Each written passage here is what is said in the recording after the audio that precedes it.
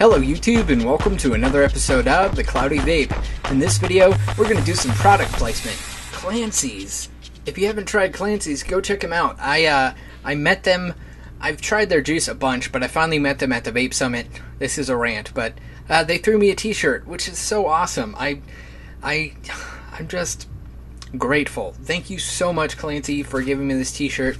I don't have enough t-shirts. If you see in all my videos, I wear like the same thing.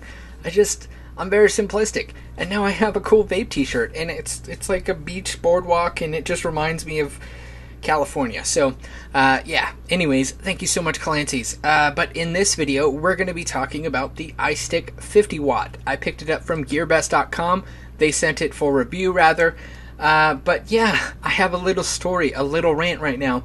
I was using this the other day, and I went to set it. I was driving, and I went to set it in my passenger seat, and I have a cup of water. I have a tendency of getting cups of water with ice, like fill up a huge cup of water, no cover or anything, which is really bad for cell phones and iPods and anything electric. Water and electricity just doesn't really work out. I'm just going to have I'm going to let you into my blonde bubble for a second. I basically just dropped it. I dropped it right into a cup of water. It dunked into a cup of water. The iStick dunked, but it only went in, probably about that far. It didn't touch the buttons, and it didn't touch the USB port. So luckily, the device was actually not on when it dunked. I think if it was on, it might have had a little bit more issues. But yeah, I let it dry out. I did the rice thing, stick it in rice. And it turned back on, the next day. So, is it good? Is it not? I don't know. But hey, it's almost waterproof. I'm not saying it is waterproof, but I'm actually very surprised how well it held up. Most phones you drop into, $500 phones you drop into water, it's gone. It's just gone completely. So whatever they got going on is well sealed, I guess. But yeah, I just wanted to tell you a little bit about how dumb I am, and I let that happen. But without more yapping about that was just a little cloudy story. Let's have a vape on this Goliath. I have a 0.4 ohm build, and I'm going to be shooting it 40 watts. 40 watts. So let's do it.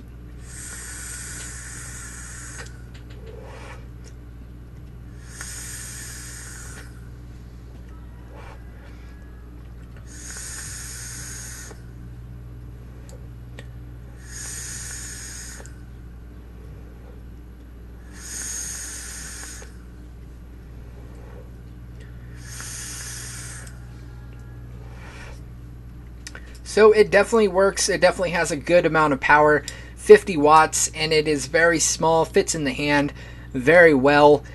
So I really have no cons as of yet, but I have heard a couple, birdies tell me that it has some auto-firing problems, but I personally have never had that, and I've never known anybody directly have that. I've kind of heard through the grapevine that it does have that issue.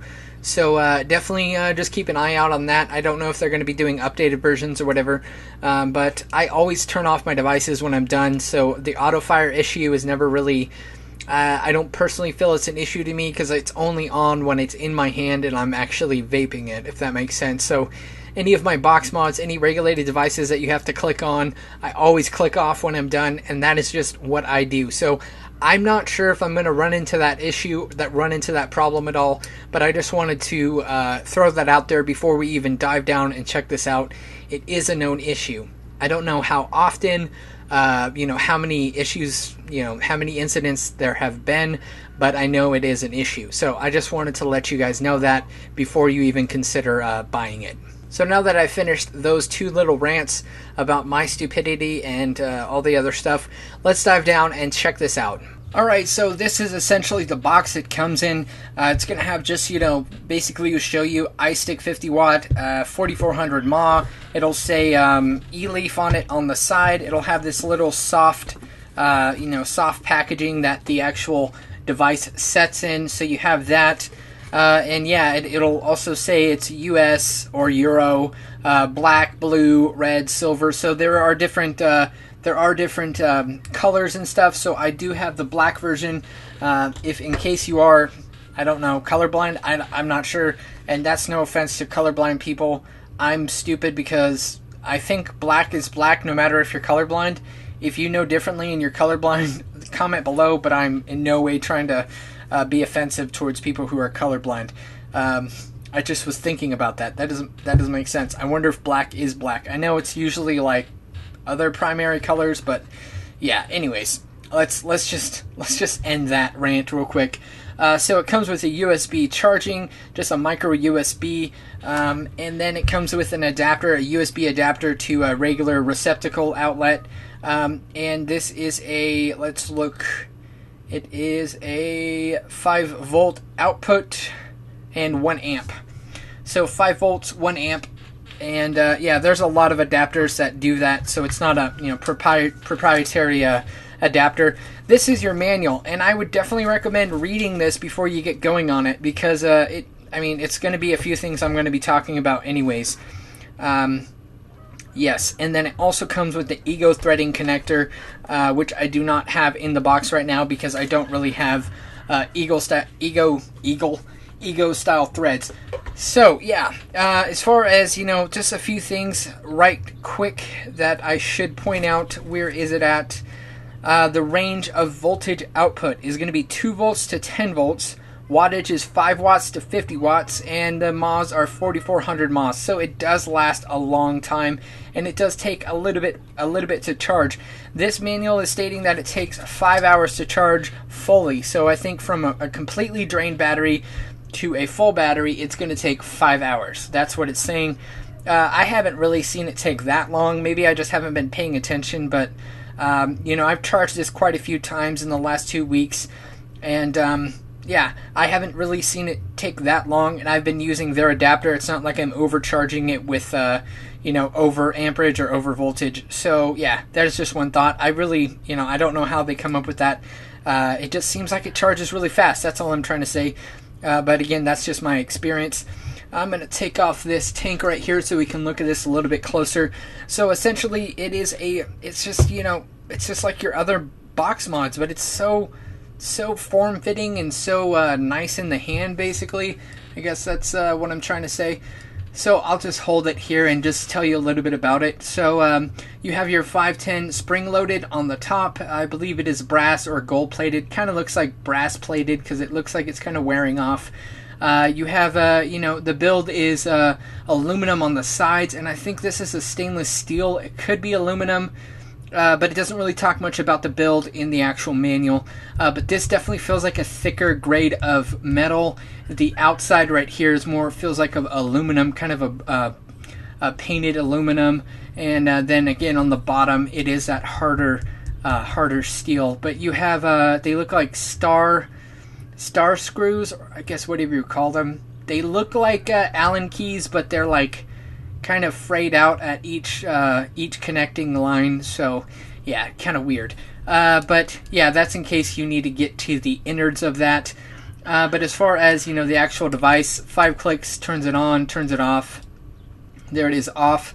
1, 2, 3, 4, 5 turns on. There it is. Your output reading on this OLED will be your ohms, your volts, your battery indicator, and your wattage. And in order to switch from wattage to voltage, you just hit your power button 3 times. 1, 2, 3.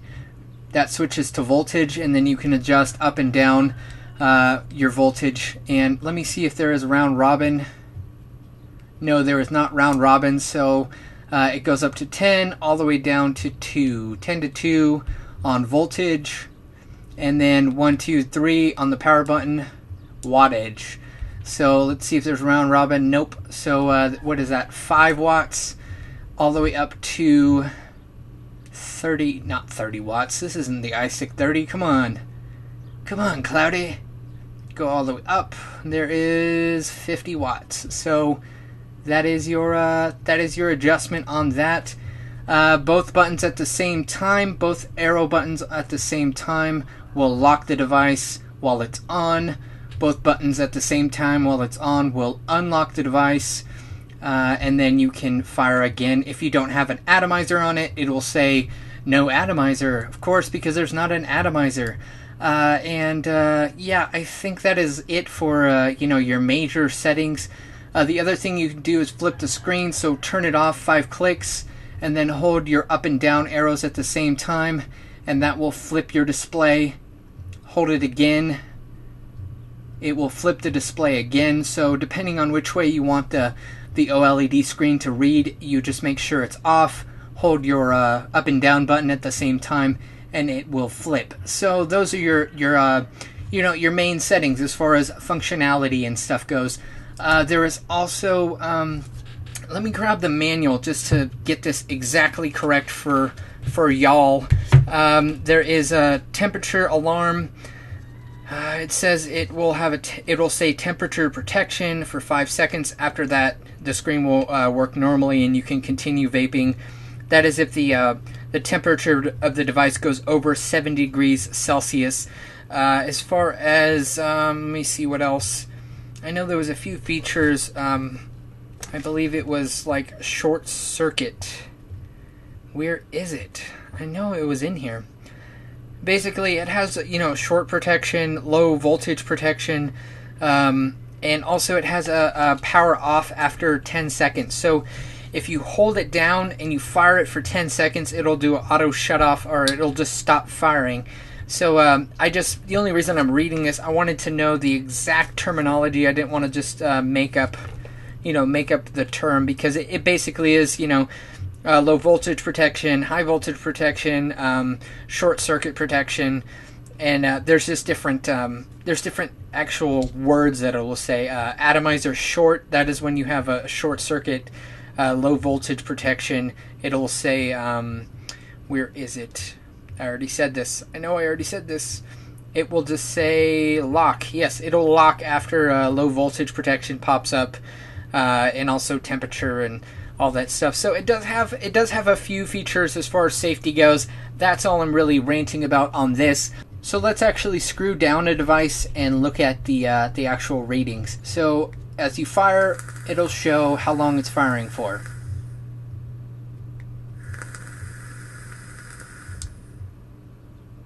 So that is kind of cool, kind of weird. I like it and don't like it, I guess. But yeah, so it'll show you a fire timer. It'll show how long it holds down for. I'm afraid if I hold this down for 10 seconds, it might just get too hot. So, but I guess for science, let's do it. So I'm gonna hold it down for 10 seconds. I will probably dry out my cotton, but whatever. So here we go, 10 seconds.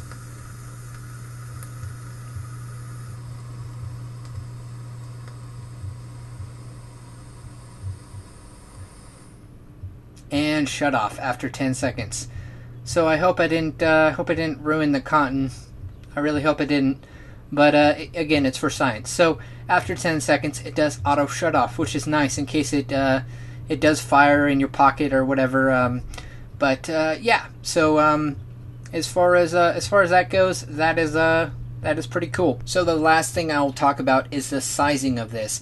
As far as in height, the whole entire length going this way to this way, this is going to be 83 millimeters. The width this way is going to be 45 millimeters, and the thickness this way is going to be 23 millimeters. So it is very compact and fits very well in the hand. So let's just make a comparison to the Sigeli 150, I guess. I mean, it is much larger, but here is the comparison. Very small, super duper small. Yeah, so it is just a teeny little thing. It almost feels too small because I'm so used to using larger box mods. But yeah, that is it as far as the up close goes. And as far as pros and cons go, I'm just going to tell you right now, the pros are that it charges really great. I haven't had auto fire issues. It works well. It feels like it is a good amount of power. Pushing 50 volts on this compared to a 18650 battery mod, it pushes about the same. It feels like it's the same amount of power. You know, the protection on it is nice. The 4400 mAh is very nice. It does stay charged for a long time. Yeah, I can't really have any cons on this. Besides, it's weird. I think it's too small. I know that's weird, but I have big hands, so I just feel like it's a little small for my hands. Yeah, I don't know. Maybe I'm just used to big mods. But as far as everything else, I really have no issues with this. It's just so simple to use, and it goes up to 50 watts. So that is nice. The only issue I do have is I haven't seen anything about, as far as right on the device, it doesn't talk about amperage on the actual manual. I'm sure if I go to their website, I can find those details, but I can't find directly on the manual, at least. But on the website, it says down to 0.2 up to 5 ohms. So that is what it says on the the website. But again, there's no indication of what is the amperage, what is the continuous amperage of this battery, and what is it able to do. Is it 30 amps? Is it 25? I would assume it's closer to 30, but that is just my thought. So if you know differently, or if you've heard differently, definitely let me know. But as far as everything I'm able to find, I can't find what exactly the amperage is of this battery. I know what the cutoffs are, the wattage, the voltage, what ohms it recommends, but there is nothing about what type of amperage or continuous amperage or max amperage that you should mess with on this. So that is the main con I would like to know. And I think if you're going to be doing an all-in-one battery mod, the battery stuck inside and you have no way of getting it out, I would definitely like to know what exactly is in here. What are all the specs? And maybe that's just asking too much, but that's just what I would like to know. So that is just my little rant about that. But as far as how it works and everything, it works great. I haven't had it heat up or anything like that. But yeah, so that is all I'm gonna really say about that. Thank you again, GearBest, for sending this out for review. Definitely go check this out, because I would definitely recommend getting this. And yeah, I'm enjoying it, and I hope you will enjoy it also. Thanks for watching this video. If you liked it, please like it. And if you like my videos in general, please subscribe. And as always, stay classy and keep vaping.